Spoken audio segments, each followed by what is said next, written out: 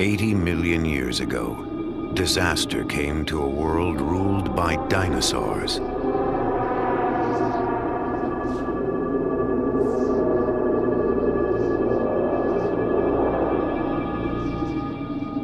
It came in waves of sand and wind that buried every creature alive.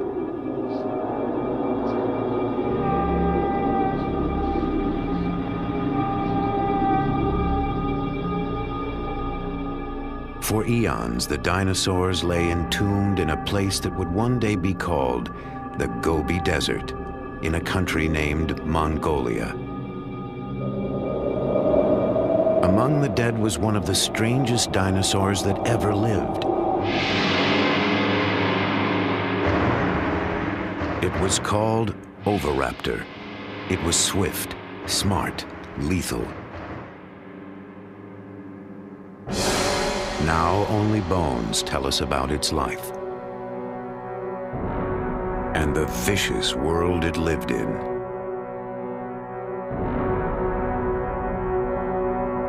The bones have given us a glimpse of those ancient times.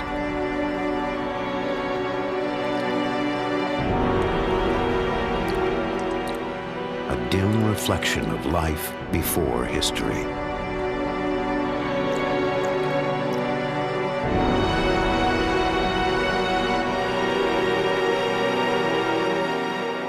But there is more to the story. Still hidden in the vast emptiness of the Gobi. Now, an ambitious expedition is traveling to that distant desert to uncover the secrets of the Oviraptor's world.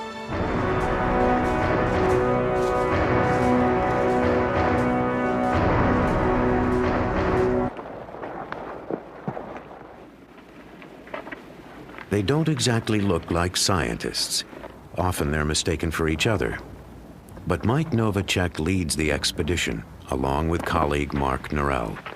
They could be taken for surfers, but they're from the American Museum of Natural History. Scientists piecing together an ancient jigsaw puzzle of evolution and extinction. To me, it's so obviously important. I'm so emotionally bound up in this. I can't imagine why a knowledge of our history, of where we come from, isn't important to a human experience. Could you imagine what it would be like to live in the late 20th century and not know that extinction actually existed? There's also just a sense of discovery. I mean, every bone that we find tells us something about how the world was 80 million years ago, which is pretty neat. Just having a sense of history of what the planet was like and what the planet has gone through, I think just increases our appreciation for our own existence.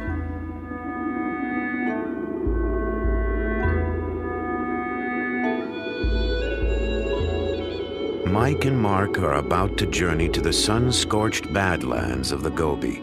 It's a desolate area, 500,000 dusty square miles of sand, scrub, and red rock cliffs.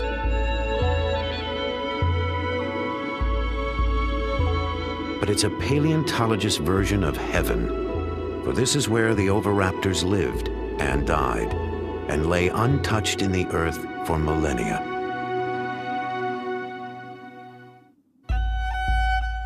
Then in 1922, one of the most famous scientific expeditions in history wound its way toward Mongolia's dinosaur graveyard. Its leader was a charismatic and controversial explorer named Roy Chapman Andrews.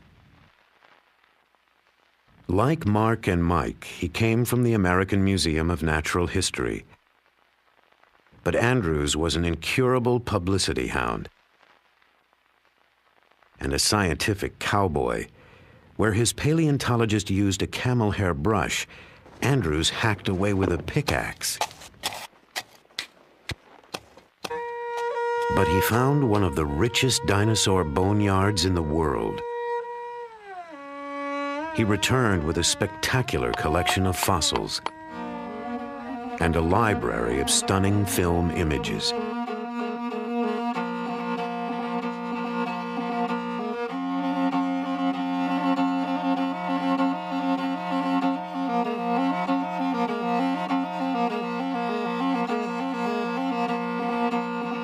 But in the 1920s, communists seized power in Mongolia.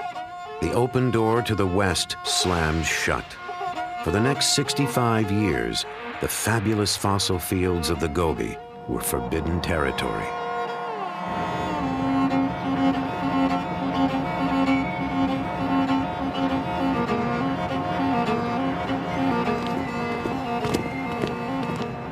Now everything's changed. Only token symbols of Russia's domination remain. Finally, Western scientists can return. What about, we don't want those onions? They rot. They rot in 2 days. So Yeah. I don't know what we're Mark gonna and Mike were among the first scientists allowed in. They're now back for their 6th expedition with the Mongolian Academy of do. Sciences. 3 kilos? 3 kilos. 3 kilos. Yeah. All right, we're ready to rock.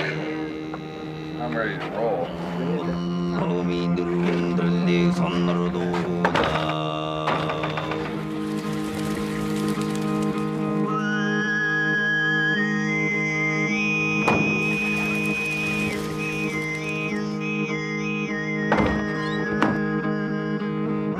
They have just enough supplies for a short month and a long way to go, retracing Andrew's footsteps on their way to one of the richest concentrations of fossils in the world, a place called Ukatolgad.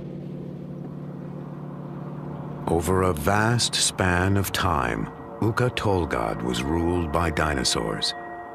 Dinosaur history can be thought of as a great empire that lasted a few 100 million years. That's a significant slice of the history of life.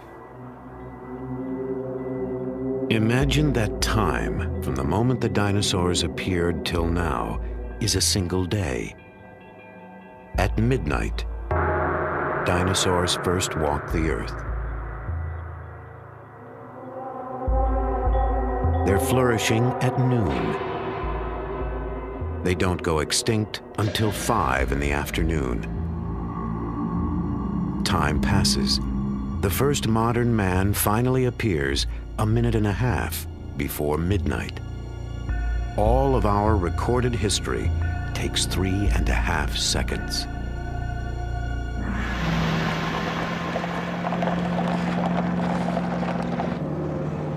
In the Gobi, time seems to have stood still. The Gobi is such a big place, and it basically has no life support system. We really have to bring everything with us. So all our food, all our fuel, which we're carrying in a fuel tanker, all our supplies have to be treated like we're actually exploring a polar region. In such a vast area, success is never certain. Even getting there can be a nightmare. Roy Chapman Andrews thought he'd solved the problem in the 20s with a new piece of technology. When it was announced that we were to attempt a scientific exploration of the Gobi Desert with a fleet of motor cars, men said that we were little less than fools. Only camels had been used in that country. We had 40 men, 8 motor cars, and 150 camels to carry supplies. It was the biggest land scientific expedition ever to leave the United States. Roy Chapman Andrews. From China, Andrews headed northwest. He left Peking, then crossed over the border, and drove deep into the parched heart of outer Mongolia.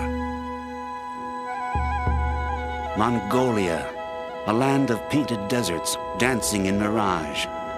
Mongolia, a land of mystery, of paradox and promise.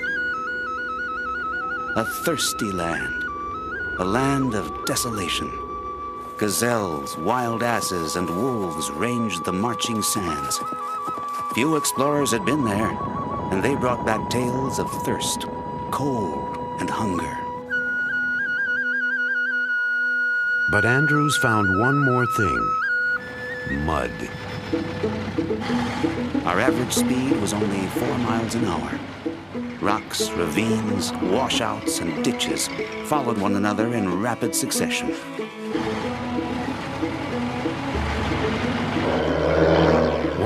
imagine that the roads have gotten better. They have not. And even modern Jeeps aren't built for a desert like the Gobi. We have an electrical problem, and we don't know what it is. It's not a very complicated wiring plan. A Russian Jeep. It's not like a Japanese or American car.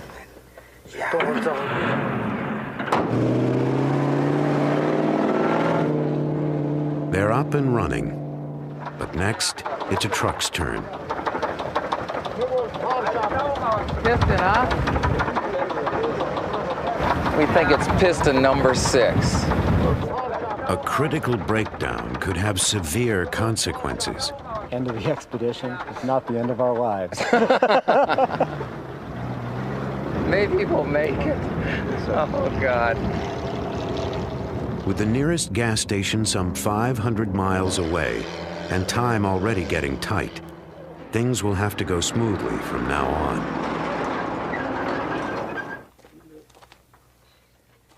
Oh, we're having some mechanical problems. We think it's a fuel pump, but we're not sure. This could be way bad. It seems to me I got this thing in there without doing the twisty deal. Maybe we'll tow it or Abandon it. Get on with it. We can't stay here more than a day.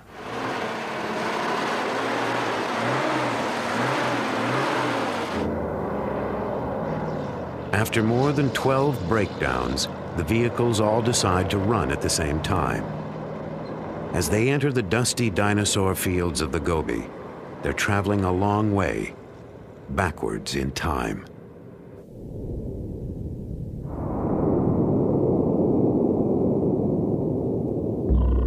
Dinosaurs first appeared some 230 million years ago in a world with a different face.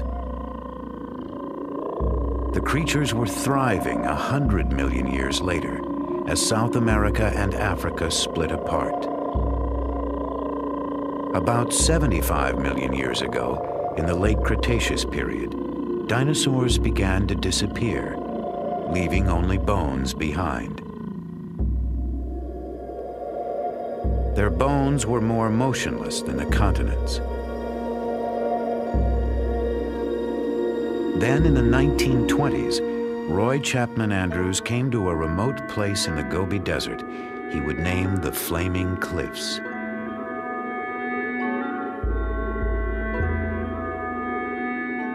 It was a likely-looking place. There appeared to be medieval castles with spires and turrets, brick red in the evening light, colossal gateways, walls and ramparts. A labyrinth of ravines and gorges studded with fossil bones make a paradise for the paleontologist.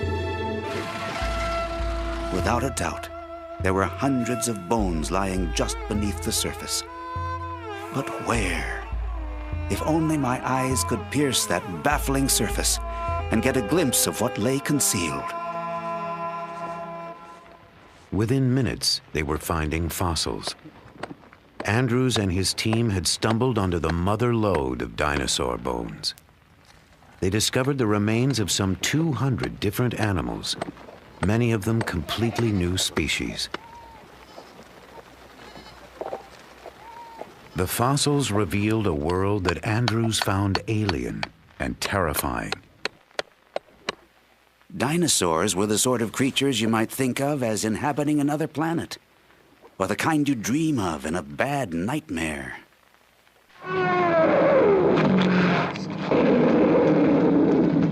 It was an image our culture nourished for generations. Dinosaurs were fierce, monstrous, and not all that bright.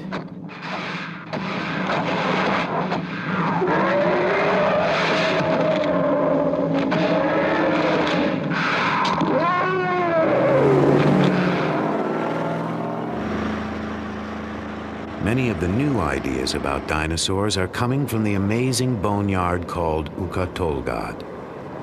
The team discovered the site 3 years ago, Now, to get to the dinosaurs, all they have to do is find it again. The maps in general are pretty lousy for the Gobi Desert. The towns on those maps are myths in many cases. We don't even pay any attention to any of the roads marked on those maps. They're completely wrong. Even a satellite tracking system doesn't always help. So the satellite may know where you are, but the road you need may be in a completely different direction. So the roads here are very confusing. There are no signs, and many of them lead nowhere. Mandalobo. Mandalobo is here. So we're gonna go like this. Yeah. We're a little off course. We're not really lost. We're just a bit off course. So we've got to go this away and that away.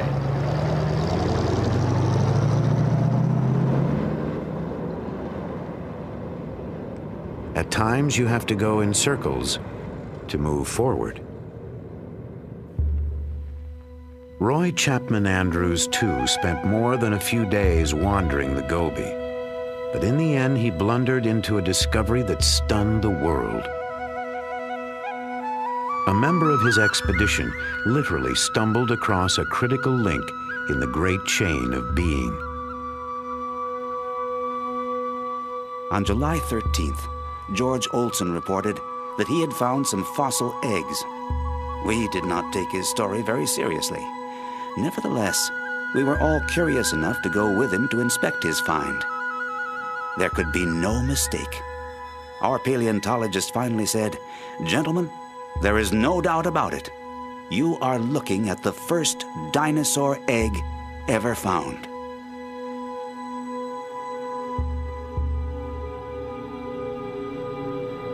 The discovery made Roy Chapman Andrews a national hero.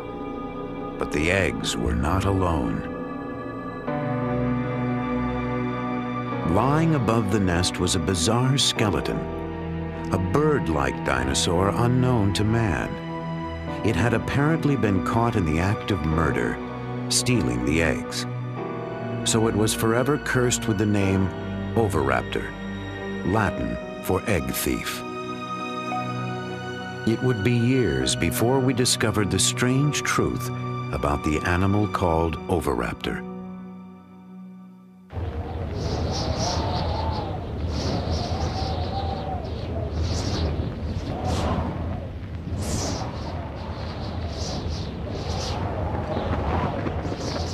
In the late 20s, the winds of change blew fiercely over the great dinosaur fields of Mongolia.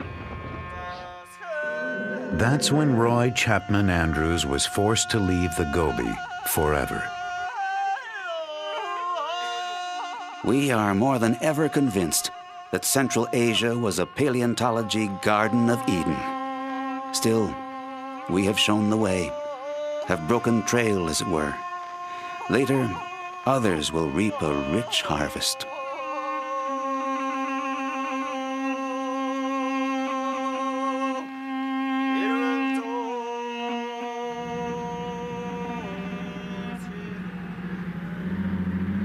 Decades later, Mark and Mike are hoping to find the treasures that Andrews left untouched in the sand. After more than a week in the blistering Gobi, they finally reach their goal, the brown hills of Ukatolgad.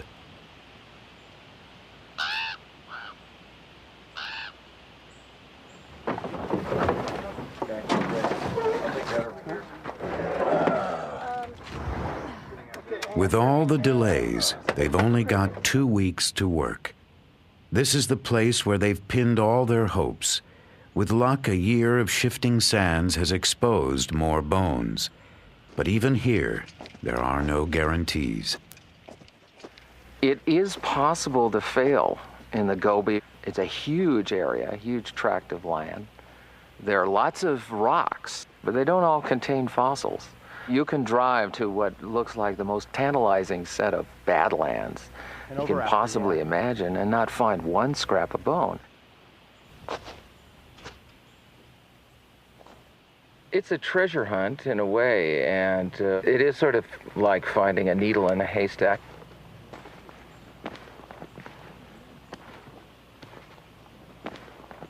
But on this day, discovery and elation are immediate. Oh, I see it. Yeah, oh, ooh, wonderful. Yes, that's nice. There's the claws. Nice. The side of the skull here. These are the teeth sticking You can see up these right teeth, here. yeah. Each one of these is a socket for a tooth. Yep. Pretty big. This is the hand claw. Okay. Has this big thing right here on it. Retractor bulge. And it's a hand of an oviraptor. About medium. They've hit the jackpot. Among their first finds are oviraptors, the creature Andrews knew as egg thief. That's it. Nice. Yeah, this is an Oviraptor. Here's a big male. Considering that Oviraptor is one of the rarest dinosaurs in the world, and there've only been a handful of specimens found before we discovered this place, where we found 25. I mean, today we found at least 5 just in the first 20 minutes. This is really not what paleontology is like. Most of the time, you don't go find 12 skeletons in a half an hour. There's another one right there too. Yeah.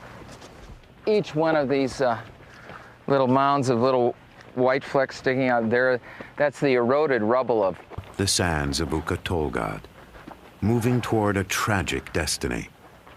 I think this was an oasis 80 million years ago.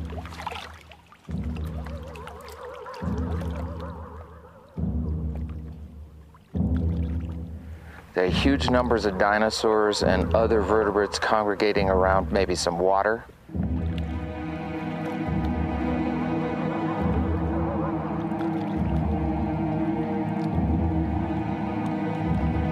And on occasions, not just one event, but on several occasions, these animals were buried in these sands. We'd have to imagine an enormous sandstorm or an enormous force bearing down on these creatures for such a disaster. Some of the dinosaurs almost look like they're trying to swim to the surface, much like a skier in an avalanche, caught in some cases in their struggle to get out of this sand avalanche or great wall of sand that engulfed them.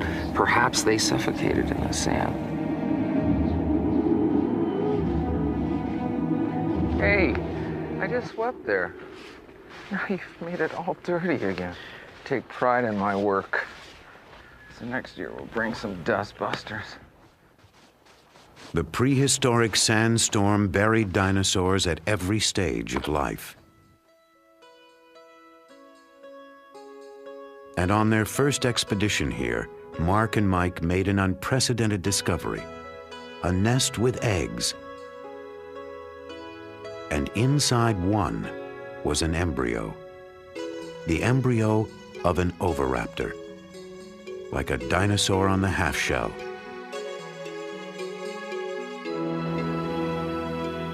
Here was the vicious carnivore, the egg thief, just a tiny baby about to hatch.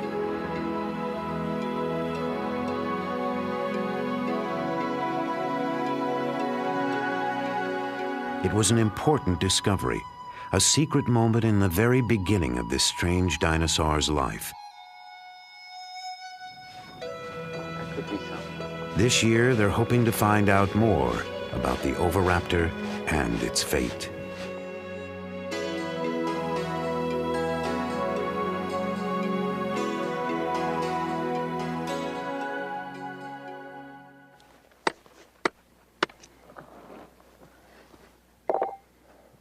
There's growing excitement on the far side of the ridge. They think they found a completely new kind of dinosaur, a relative of the oviraptor, and it may shed light on what ultimately happened to the dinosaurs. We have no idea what this is. It's a really big animal. It might be something new. This specimen has a lot of important implications that go beyond just being a really beautiful object, so it's exactly what we wanted to find. We hope. The skeleton is what's important. Mark and Mike believe that these bones may help prove an exciting theory, that some dinosaurs actually evolved they evolved into creatures that are still alive today. The bones tell the story. There are uncanny similarities in the skeletons of certain dinosaurs, like these. And modern birds. Almost without doubt, they shared a close common ancestor. And each new find may help prove that dinosaurs did not really go extinct, that birds, in fact, are dinosaurs.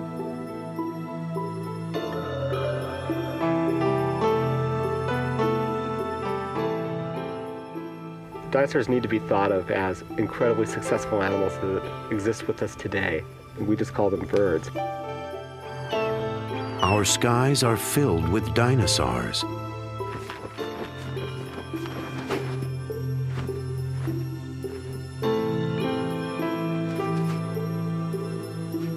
It's a bad metaphor to use to call something like dinosaur-like, you know, just because it's old, obsolete, ugly, stupid, and slow. I mean, that's not what these animals are all about. I mean, it's like the swifts flying around here and things. I mean, they're a type of dinosaur, and that they're still with us now.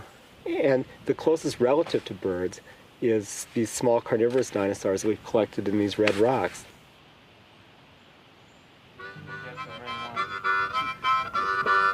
At day's end, hopes are high that this new find will help connect the dots between dinosaurs and birds. The feeling of anticipation is palpable, if not always exactly in key.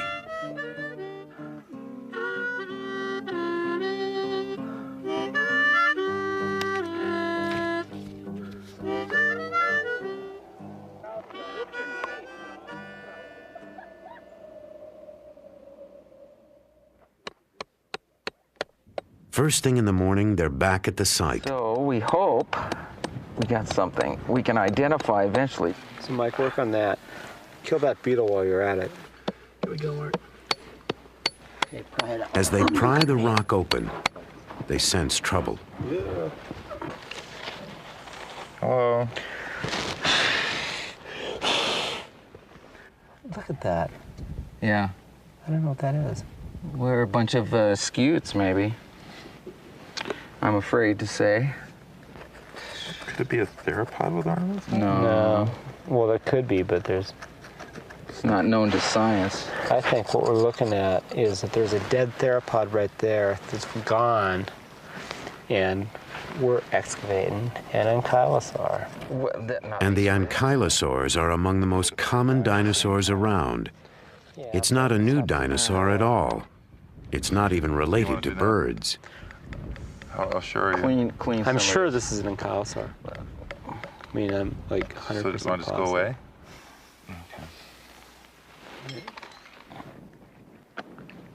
What they want to do now is give up.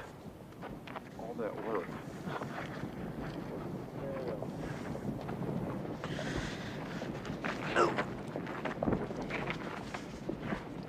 Today, the dinosaur hunters have tracked down approximately zilch. Well, you win a few and you lose a few. That's just...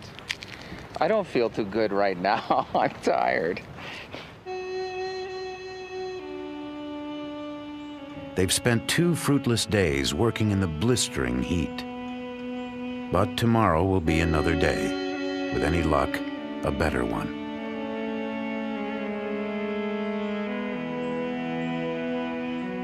Instead, nature decides to add insult to injury.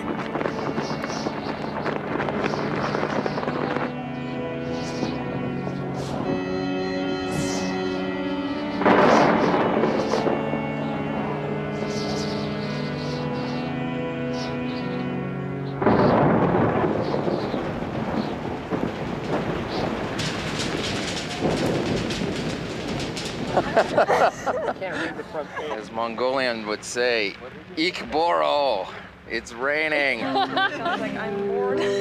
Yeah, it sounds like I'm bored, yeah.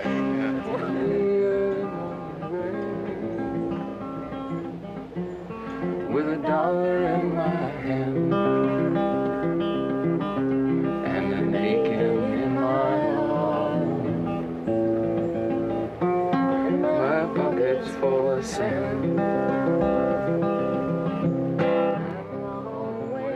The sun burns off the disappointment.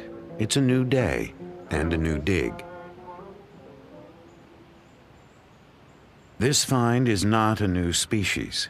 It's not related to birds, and it's not an oviraptor. But it probably was the oviraptor's prey. It's an animal called Protoceratops. They called these guys the cows of the Cretaceous.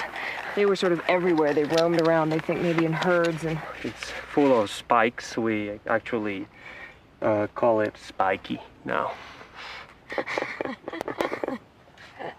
Yeah. we've sort of bonded with this one. These are the eyes and the snout. So we're looking at the skull from the top. These are cheek spikes and the frill covering the neck here. This will kind of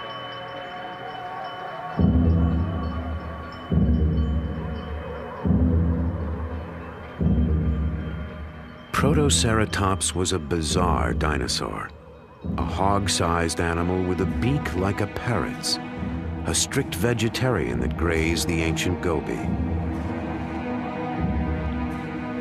Around its head was an elaborate shield, but the shield didn't protect it from its enemies.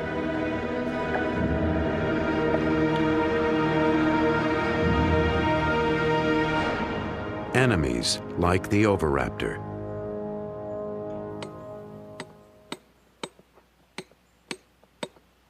And that's exactly what the team digs up next. Oviraptors, a pair of them, lying so close together they seem to describe an ancient romance. Yeah, we're kind of fond of them. yeah. We're trying to figure out what names to give them. Sure. Well, you know, Ozzie and Harriet, Romeo and Juliet. Batman and Robin. Well, we have a hypothesis they were holding hands. They were sort of reaching for each other across the miles. The star-crossed oviraptors are given the permanent nicknames of Romeo and Juliet. So we have one hand just down here. This is the other one. Krista now is gluing another hand. And this is, of course, the neck coming up and the head and the hip bone. And over here, we have a claw. It's a long, hard process to excavate the past, but they've done it before. Over the last few years, they've uncovered a world of almost preposterous beings.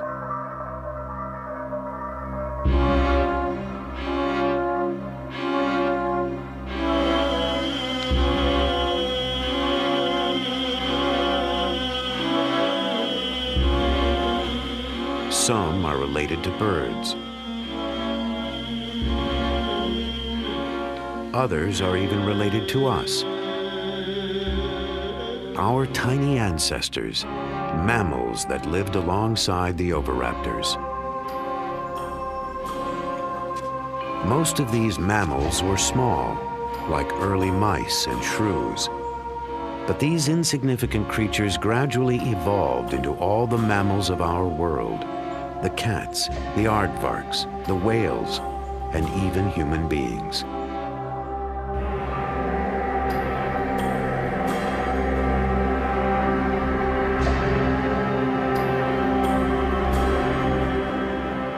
But sometimes evolution has to take a back seat to hygiene. We don't have much water here, so it's kind of hard to keep things clean. I thought I packed more shorts. For some reason, I messed up. I've got these on delicate. Yeah, personal grooming is a passion of the camp here. The team spends a lot of time making sure that they're groomed, looking their best at all times. Because you never know, there may be some formal affairs in a nearby village that you might need to attend.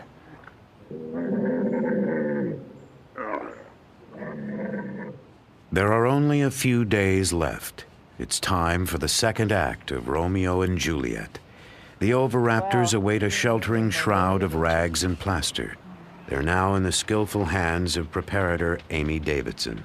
I love skeletons. I actually never was that into dinosaurs as a kid, but I've always loved bones. And I have a background as a sculptor, and I've always admired the skeletons that we all have inside us as some of the most beautiful sculpture on Earth. And these fossil skeletons look almost as well preserved as yesterday's camel skeleton, but they're a dinosaur, you know. These fossils are forever.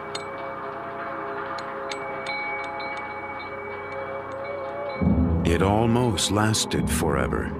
For 80 million years, Romeo and Juliet lay together, reaching toward each other in death.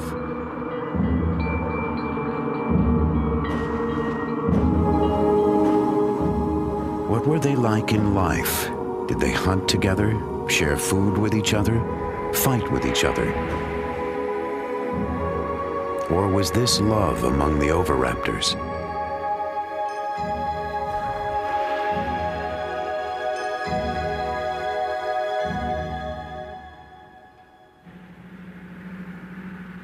Scientists may never know for certain if the bird-like oviraptors fell in love. But now there's a new find that digs even deeper into the private lives of the dinosaurs. A place paleontologists usually enter only in their best dreams. Oh yeah, it's farther down. They've discovered another oviraptor. And then, in the dirt below the skeleton, eggs, an entire nest.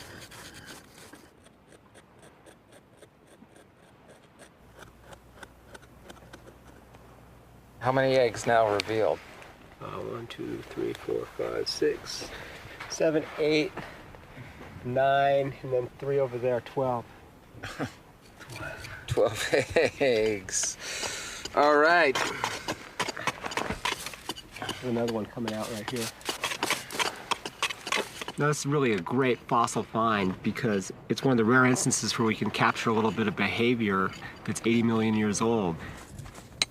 Here we have a sort of a day in the life or the death of a creature, of a dinosaur, in association with something it did during its life. This one was fossilized where it dropped, and it happened to drop right on top of its own nest. She didn't just drop there. The good mother oviraptor was sitting on the nest.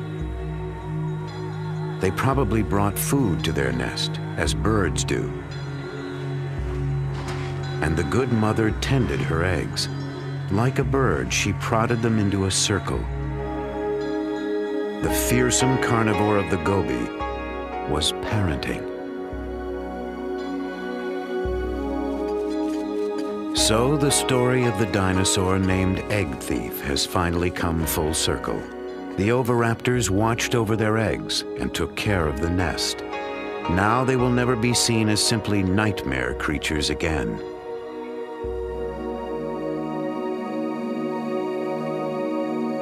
The dig has been everything the team could hope for.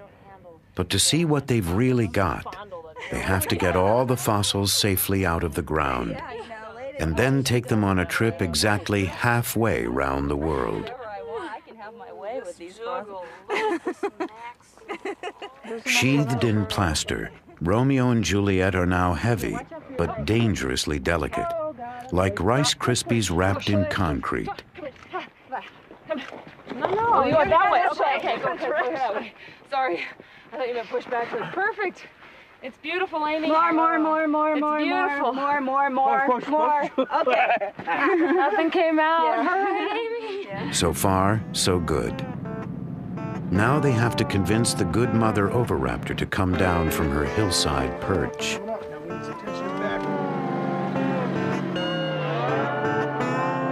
It's like moving a grand piano off a cliff.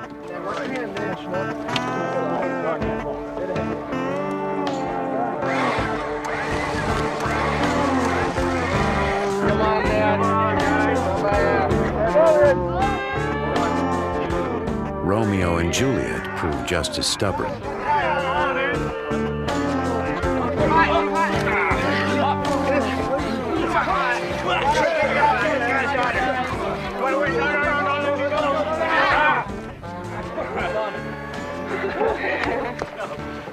I'm happy. Just drive slowly, please.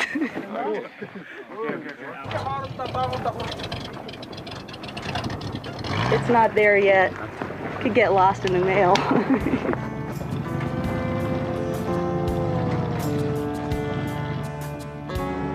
They do get lost in the mail. The good mother oviraptor and Romeo and Juliet are trucked east. And then they disappear, lost somewhere in China.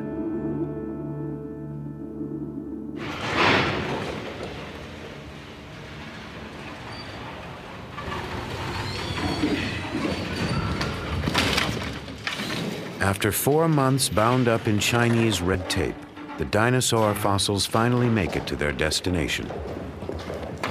The American Museum of Natural History in New York.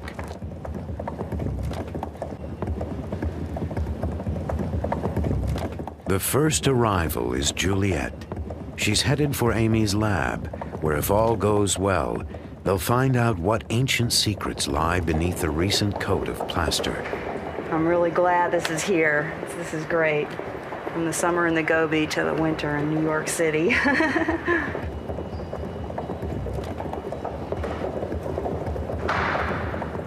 Juliet is now a seasoned world traveler. After 80 million years of repose, she's the new kid on the block.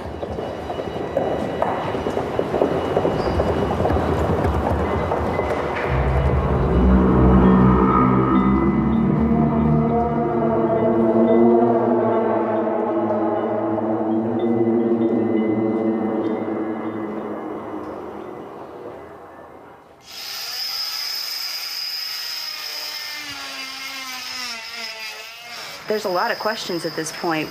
There could be anything in here. I have a feeling that this one's gonna be a nice skeleton. Oh, this is my guess. A nice skeleton, hopefully with a skull all laid out. It's pretty fun. And it's all mine.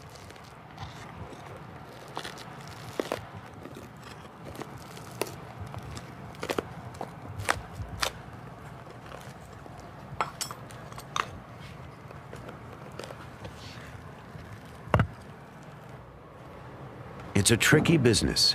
Millimeters make all the difference. Yeah, this is good. I'm really glad I didn't saw through a bone in the process. It's weird. It's just opening this little window into this world I was living last summer. Yeah, this looks good.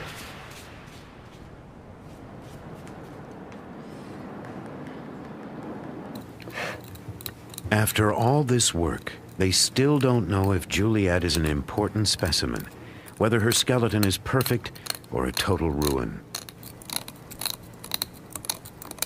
Oh, this is great. I'm really psyched because this is the skull. It does have a skull. We're really, really happy. I like it, you know, working late at night. It's really hard to go home because I just look at it and say, I can't believe this. It's traveled 80 million years and halfway around the world, and it's sitting here, and you know, it's a dinosaur. Working late tonight? And it's so beautiful. It's the more I work on it, the more you see this natural sculpture. My work just sort of disappears and this beautiful thing comes out of the rock.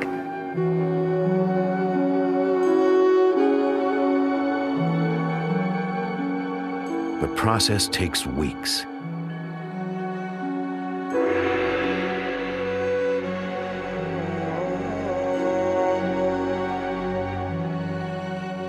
Finally, Juliet is revealed in all her splendor. She's everything they've been hoping for. Perhaps the most perfect specimen ever found. A dinosaur for the ages. It's a beautiful fossil. In fact, I mean I think that this is probably the best prepared and the best preserved oviraptor that's yet been worked on from our expedition or even anywhere in the world. I think we're going to have to be able to relish in the fruits of last summer for many years to come. Makes you wonder what's still out there. She's more than a pretty face. These bones will help us trace the evolution of dinosaurs into birds. Meanwhile, Juliet makes a scientist dream about the world she left behind. I think what fascinates me is the broad picture. What was it like if you were flying in a little Piper Cub over that area like some of the bush pilots do over the Serengeti? What would it look like then? All those dinosaurs and the mammals and the lizards and the goby. After 6 long summers, Mark and Mike have uncovered the hidden secrets of the goby, making Juliet's world feel almost real. You could picture a lake, perhaps, and some cliffs, and a bunch of oviraptors on a cliff like a colony of seabirds, perhaps.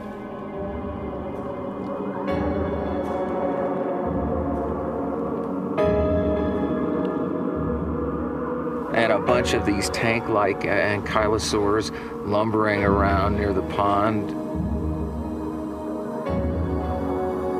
And perhaps a herd of protoceratops wandering through, and every once in a while, a vicious velociraptor coming over the hill to nab something.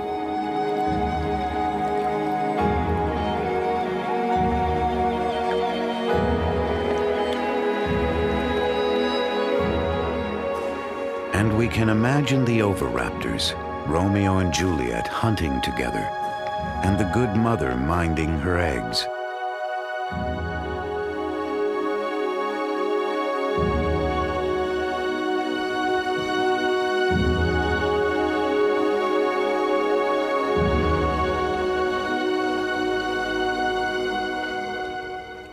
Unnoticed in its low station is our own ancestor, a tiny, tense creature lost among the powerful beings of the ancient goby.